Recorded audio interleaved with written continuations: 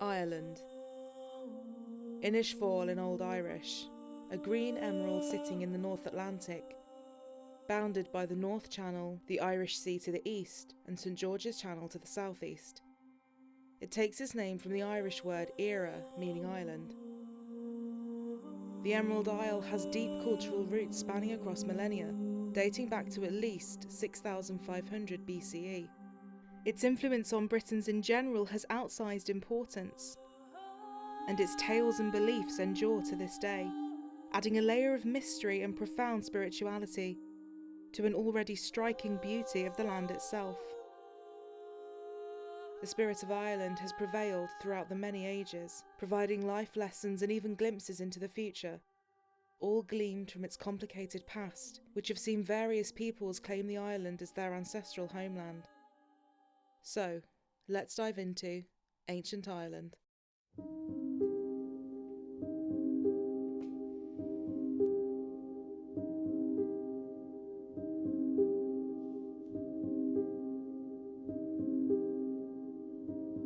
Unlike most other countries, Ireland was uninhabited for a much longer period of time.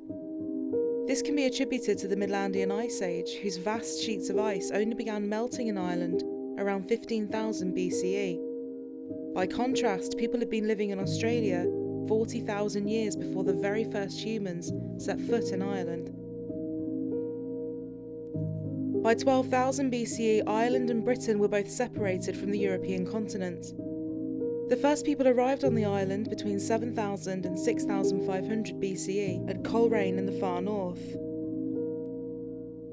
The Mount Sandal Mesolithic site, discovered at Coleraine in 1973 CE, is the oldest archaeological site in Ireland.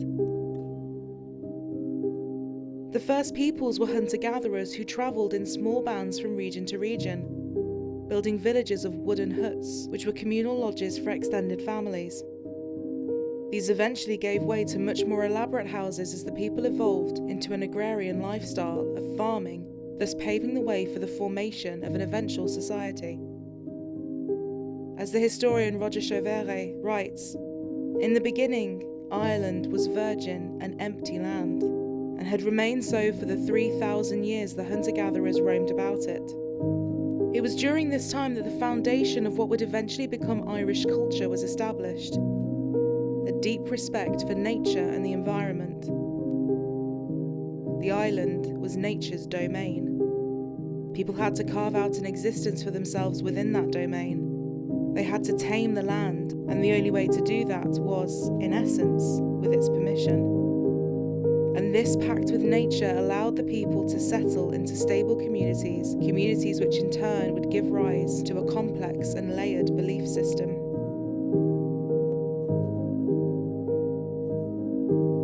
Very little is known about PreCeltic Island, other than that it was inhabited by an agrarian people. Evidence of pre-literate culture who told their stories through stonework can be seen throughout Ireland. Exactly what these stories are is still a mystery, however. Megalithic stone monuments and burial mounds dot the island, each one older than Stonehenge or the pyramids of Giza. The megaliths were almost certain to have ritualistic purposes, but what those purposes were is currently unknown. Instead, we have to look to the Iron Age with the coming of the Celts to get a better understanding of ancient Irish culture with its pantheon of gods and goddesses, and even then it suffers from heavy Christianization. The Book of Invasions, compiled in the 11th century CE by an anonymous writer, is a collection of poems that was intended to be a history of Ireland, from the creation of the world up to the Middle Ages. It was taught as history for centuries, but it is now referred to as mythical origins, belonging to one of the four main cycles of ancient Irish religion. These cycles are as follows. The mythological cycle, which consists of tales and poems about the godlike Tuad De Danan, who are based on Ireland's Celtic deities. The Ulster cycle, which is a body of medieval Irish heroic legends and sagas of the Ullu Kingdom in northeast Ireland. The Finian cycle, which is literature focusing on the exploits of the mythical hero Finn and his warriors, the Fianna. And the cycles of the kings, which comprise legends about historical and semi-historical kings of Ireland, as well as accounts of the significant battles and anecdotes that explain rites and customs. There is a link in the description box below for further reading on each cycle. Here are a few of the major deities and mythical figures to know. The Tuad De Danan are a supernatural race in ancient Irish religion. They are thought to represent the main deities of pre-Christian Ireland. The Tuad De Danan constitutes a pantheon who have appeared in a number of forms throughout the Celtic world. They dwell in the underworld, but interact with humans and the human world frequently, and are associated with ancient passage tombs, many of which were seen as portals to the underworld. Their traditional rivals are the Morrigan, a race of giants who represent the destructive aspects of nature and were defeated by the Tuad De Danan in the Second Battle of Moytura. Each member of the Tuad De Danan has associations with a particular feature of life or nature, but many appear to have more than one association. Many also have bynames, some representing different aspects of the deity, and others being regional names or epithets. Much of Irish religion was recorded by Christian monks, who greatly modified it. They often depicted the Tuad De Danan as kings, queens and heroes of the distant past who had supernatural powers, or even fallen angels who were neither good nor evil. However, some medieval writers did acknowledge them as gods. The Eastshi is another supernatural race, comparable to fairies or elves. They are said to have descended from the Tuad De Danan.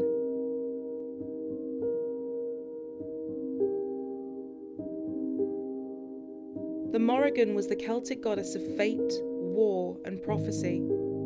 She is sometimes described as 3 individual sisters, called the Morrigan, membership of which varies, but it is believed that these were all names of the same goddess. Her name has been translated as the Great Queen or the Phantom Queen. She was often depicted circling the battlefield in the form of a raven to carry away and eat carrion, though she could also appear as a beautiful woman to seduce powerful men. She was a cunning shapeshifter and a terrifying omen of death. The Morrigan was often seen as duplicitous, or even what modern scholars would call Machiavellian, pitting different factions against each other for some unknown reason or cause. But above all, she was known as a guardian and sovereignty goddess, whose main purpose was the defence of her people and the land of Ireland. One of her most well-known acts was the foretelling of the end of the world at the conclusion of the Second Battle of Moytura.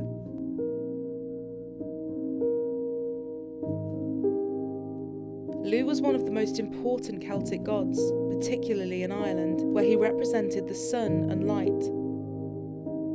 Although originating as an all-wise and all-seeing deity, Lugh was later thought of as a historical figure, great warrior, and Irish cultural hero. He is also associated with oaths, truth, and the law, and, therefore, with rightful kingship. He is the ruler of the Tuad De Danan. Lugh is a prominent figure in many stories in Irish religion, where he leads the Tuad De Danan to victory against the seafaring Morrigan at the Battle of Moytura. He kills the one-eyed baller with his magic spear or sling, and thus establishes a 40-year reign of peace and prosperity. He is typically described as a youthful warrior, being very tall and very beautiful, and also as a spear-wielding horseman. Lugh's name lived on in many place names in Europe, especially Roman settlements such as Lyon in France and Carlisle in the United Kingdom. Such was his wide appeal, Lugh was even adopted by early Christian writers, who transformed him into the Archangel Michael.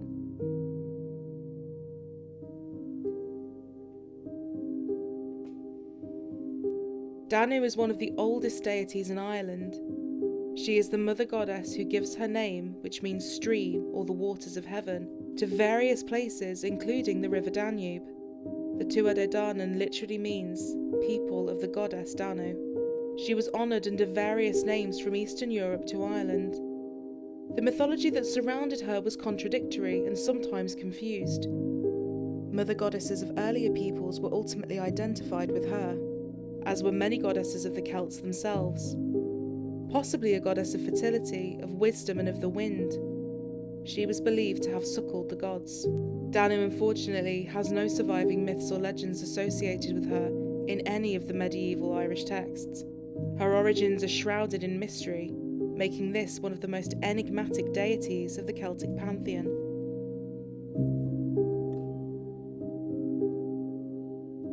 The Dagda, whose name means the good god, appears as a multi-talented warrior in the Tuad De Danan. He is depicted as carrying a great club which can both kill and bring the dead back to life, and a giant cauldron that can produce an inexhaustible quantity of food, especially porridge. He was important during the medieval festival of Samhain on the 31st of October, when he coupled with the goddess the Morrigan, which guaranteed fertility and prosperity for the coming year. He was described as wise, witty and wily on a consistent basis, which allows him to remain a druid schooled in magic, art and military strategy. It is said he dwells at Brúna Boyne, a series of Neolithic mounds on the banks of the River Boyne in County Meath. These ancient mounds were constructed around 3200 BCE, and as such are older than Stonehenge and the Great Pyramids. A mound called Newgrange aligned with the rising sun during the winter solstice, representing the Dagda's significance as Lord of Seasons and his mastery over day and night.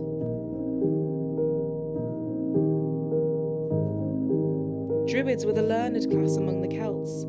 They acted as priests, teachers and judges. The earliest known records of the Druids came from the 3rd century BCE. Their name may have come from the Celtic word meaning knower of the oak tree. Like much of pre-Christian Celtic culture, very little is known for certain about them, as they kept no records of their own. According to Julius Caesar, who is the principal source of information about the Druids, there were two groups of men in Gaul that were held in honour, the Druids and the noblemen. Caesar related that the Druids took charge of public and private sacrifices, and many young men went to them for instruction. They judged all public and private quarrels and decreed penalties. If anyone disobeyed their decree, he was barred from sacrifice, which was considered the gravest of punishments.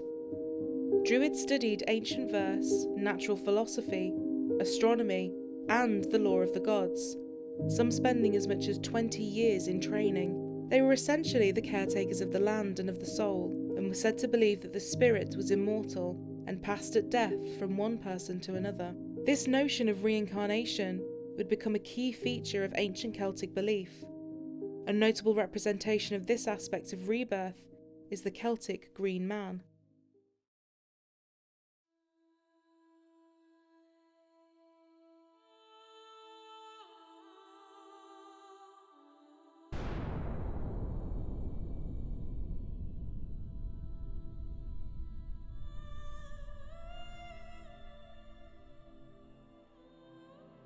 Unfortunately, the long tradition of orally passing down Celtic traditions largely stopped as people in the area were converted to Christianity. That, coupled with the secrecy of the Druids, means there is so little information about ancient Irish culture. What is known is that the Celtic religion does not propose a single version or description of the creation of all things, as other religions and beliefs do. One version that has survived details how the creation took place by the primordial first god, who, by means of a melody played by his breath, brought creation into existence. It is claimed that in the beginning nothing living existed, not even gods, but that earth was comprised of land and sea, and where the sea met the land, a mare was born, white and made of sea foam, and her name was Eocha. From an oak tree that grew in the land there sprouted a plant. This is where Eocha gave birth to the first god Cernunnos. Cernunnos mated with Eocha and begot more gods. However, the gods felt lonely because they did not have anyone to command or to worship them. So from the wood of an oak tree they created the first man and woman, as well as other animals. Giants are also born from the bark of a tree that Eocha hurled into the water. And what happens next is, well, unknown. Nothing more specific can be found. Feel free to fill in the blanks as you might fancy. Other writers have done that through the ages after all. It bears repeating that most Celtic myths were only preserved orally, so it is likely that later Christian influences may have altered and distorted them.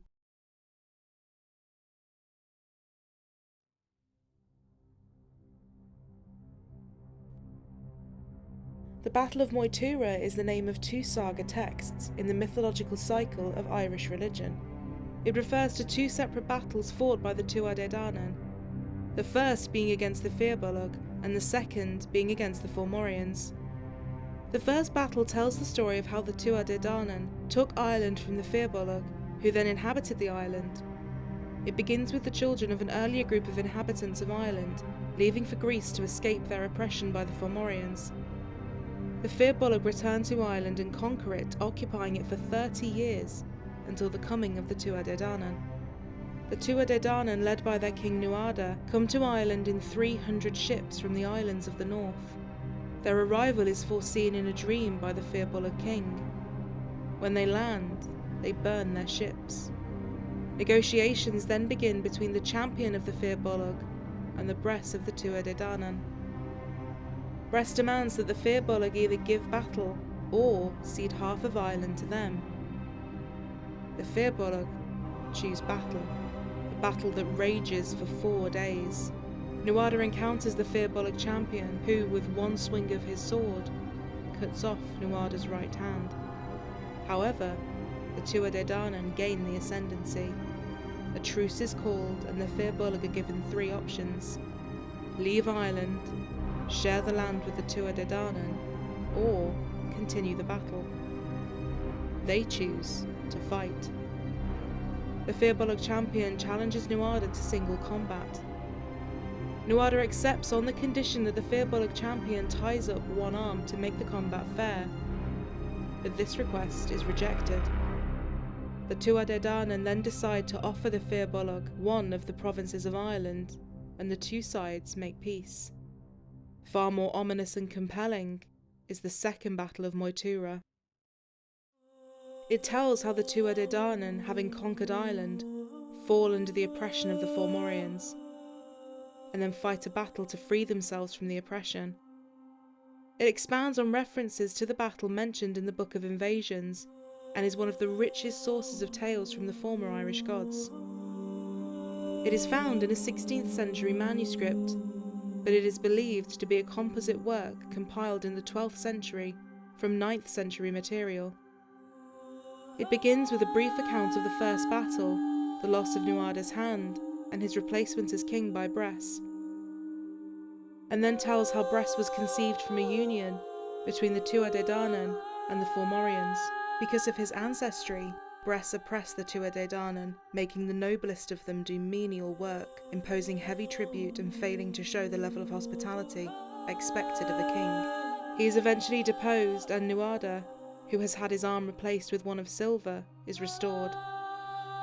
Bress appeals for assistance from the Fomorians to take back his throne, and although his Fomorian father refuses, another Fomorian leader, Borla of the Evil Eye, agrees to help him and raises a huge army. Meanwhile, Lugh arrives at Nuada's court, and after impressing the king with his many talents, is given command of the Tuad De Danan. Nuada is then killed by Borla in the ensuing battle, but Lugh kills him with his sling, smashing his deadly eye through the back of his head, where it wreaks havoc on the Fomorian ranks. Bress is found alive in the aftermath of the battle, and is spared on the condition that he teach the Tuad De Danan how to plough, sow, and reap. It is here that the goddess, the Morrigan, descends and makes her memorable appearance, and her most infamous prophecy. She foretells how the world will end. Summers deprived of flowers, conquests without a king, a lord without judgments, a cry against traditions, treachery, betrayal, and above all, sorrow. The land will die, and in the end, there is naught else but darkness. In this prophecy, we can glimpse the true nature of Celtic philosophy. Through this death, there is rebirth. There is reincarnation, something that the Druids guard zealously, and perhaps it was all about this specific prophecy. That rebirth can be interpreted in a myriad of ways.